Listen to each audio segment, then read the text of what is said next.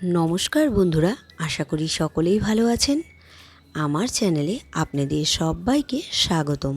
ঘরোয়া উপকরণে restaurant style চিংড়ির ভেল্লা কোরমা। স্বাদে, গন্ধে আর পরিবেশনায় হবে একদম স্পেশাল। অতিথি আপ্যায়ন থেকে পারিবারিক লাঞ্চ, সব ক্ষেত্রেই এই রেসিপি হবে সবার পছন্দের। তাহলে আর দেরি না করে ঝটপট রেসিপিটি শুরু করি।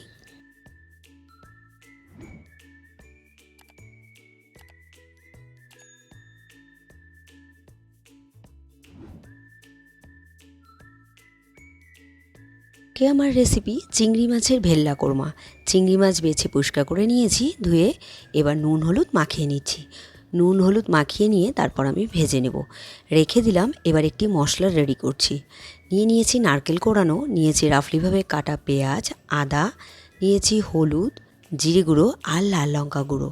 লাল লঙ্কা গুঁড়োর বদলে আপনারা শুকনো লঙ্কাও ব্যবহার করতে পারেন। আমি এই সব কিছু একসাথে একটি মিক্সিতে পেস্ট বানিয়ে নেব। আর নিয়েছি আলু, লম্বা লম্বা করে কেটে নিয়েছি। আলুটা আমি ভালো করে ধুয়ে নুন মাখিয়ে রেখেছি। আর এখানে নিয়েছি নারকেল কোড়ানো। এর মধ্যে আমি গরম জল দিয়ে একটু ভিজিয়ে নিচ্ছি। তারপর নারকেলের দুধ বের করে নেব, মানে মিক্সিতে পেস্ট বানিয়ে তারপর নারকেলের দুধ বানিয়ে নেব। আর এখানে নিয়েছি মৌরি বাটা। কড়াই বসিয়ে দিয়েছি, কড়াইতে দিয়ে দিলাম সর্ষের তেল। তেল গরম হয়ে গিয়েছে, প্রথমেই আমি আলুটা ভেজে নামিয়ে নেব। আলু কিন্তু আমি ভেজে নিচ্ছি শুধুমাত্র নুন দিয়ে। আর আপনারা যেরকম ফ্রেঞ্চ ফ্রাই দেখেন, মানে লম্বা লম্বা করে আলুটা কাটা, ঠিক সেইভাবেই আলুটা কাটা আছে। নুন দিয়ে ভালো করে ভেজে নিচ্ছি। আর এইভাবেই ভাজবেন যাতে আলুটা একদম সেদ্ধ হয়ে যায়। আলুটা ভেজে নেওয়া হয়ে গিয়েছে, আমি নামিয়ে নিচ্ছি।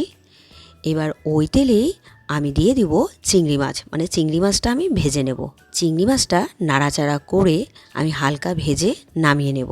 চিংড়ি মাছ খুব বেশি ভাজার প্রয়োজন নেই, তাহলে কিন্তু শক্ত হয়ে যেতে পারে। চিংড়ি মাছটা কথা বলতে বলতে আমি ভেজে নামিয়ে নিলাম। এবার ওই তেলেই আমি দিয়ে দিলাম একটা তেজপাতা দিয়ে এবার নাড়াচাড়া করে ওর মধ্যে দিয়ে দিলাম 3টে কাঁচা লঙ্কা। 3টে চেরা কাঁচা লঙ্কা দিয়ে একটু নাড়াচাড়া করে ভেজে নিলাম। আর প্রথমেই যে বলে রেখেছিলাম, মানে প্রথমেই যে দেখিয়ে রেখেছিলাম যে মশলাটা, সেটার আমি পেস্ট বানিয়ে নিয়েছি, সেটাই দিয়ে দিলাম। আমি এর মধ্যে দিয়েছি পেঁয়াজ, আদা, জিরে, হলুদ, লাল লঙ্কা গুঁড়ো আর নারকেল একসাথে পেস্ট বানিয়ে নিয়েছি, সেটাই দিয়ে দিলাম। এবার খুব ভালো করে মশলাটাকে কষিয়ে নিতে হবে। এর মধ্যে আমি দিয়ে দিলাম নুন, মানে নুনটা চাইলে আপনারা পরেও দিতে পারেন। দেখুন মশলাটা কষছে। মশলাটা যতক্ষণ কষছে ততক্ষণ আমি নারকেলের দুধটা বানিয়ে দেখিয়ে দিচ্ছি। আমি গরম জলে ভিজিয়ে রেখেছিলাম নারকেলটা, মানে নারকেল কোড়ানোটা, সেটাই মিক্সিতে দিয়ে আমি দুধ বের করে রাখলাম আর ছেঁকে নেব। আর এদিকে দেখুন মশলাটা ভালো মতন কষে গিয়েছে। এখন এর মধ্যে দিয়ে দিচ্ছি মৌরি বাটা। আমি পাটাতে মৌরিটা বেটে রেখেছি, সেটাই দিয়ে দিলাম। আর সামান্য পরিমাণ এর মধ্যে জল দিয়ে দিলাম। মৌরি বাটা দিয়ে আবারও একটু নাড়াচাড়া করে মশলাটাকে আমি কষিয়ে নিচ্ছি।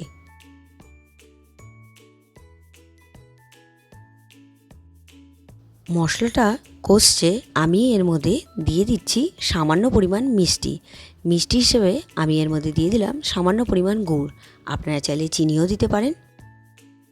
এবার আমি মশলাটার মধ্যে দিয়ে দিলাম ভেজে রাখা চিংড়ি মাছ দিয়ে আবার একটু নাড়াচাড়া করে মশলাটাকে আমি কষিয়ে নিচ্ছি। আমি চিংড়ি মাছটা মশলার মধ্যে দিয়ে একটু কষিয়ে নিলাম। এবারের মধ্যে দিয়ে দিলাম নারকেলের দুধটা কিভাবে বানিয়েছি আপনাদেরকে তো দেখিয়ে দিলাম।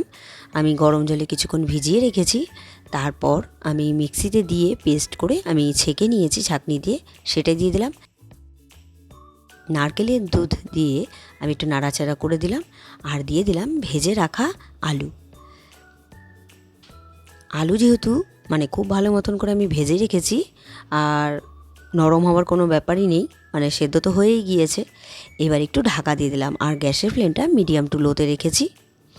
এই রান্নায় আমি কোনো রকম মানে প্লেন জল ব্যবহার করছি না, নারকেলের দুধই ব্যবহার করছি।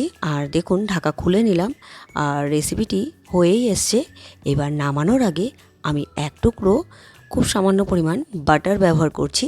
মানে বাটার দিয়ে এবার গ্যাসটা অফ করে দিয়ে 2 মিনিট স্ট্যান্ডিং টাইমে রেখে তারপর আমি সার্ভ করব। তৈরি হয়ে গেল চিংড়ি মাছের ভেল্লা কোরমা। আজকের এই রেসিপিটি আপনাদের কেমন লেগেছে অবশ্যই কমেন্ট করে জানাবেন। রেসিপিটি যদি আপনাদের ভালো লেগে থাকে তাহলে ট্রাই করার অনুরোধ রইল। আর ভিডিওটি ভালো লাগলে like, comment, share and subscribe করতে ভুলবেন না। বাই।